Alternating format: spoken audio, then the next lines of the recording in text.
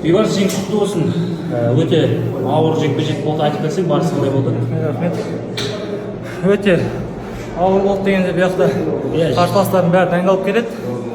Бәрі өздерінше мықты. Аллаға шүкір, сол бойға деген қойып, настрой қойып, жақсы дайындалып, финалға қала қалса, финалға жолдама алдық. Тактиканы өзгерттің, иә? Екінші раундтан кейін ба? Иә, үшінші раунд аяқта істеп, олар тигізбей, наклас істеп істеу керек еді да.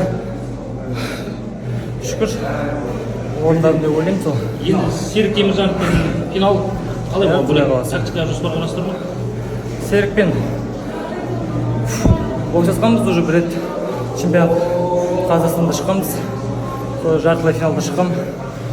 3-2 есебімен жеңісті беріп қойдым.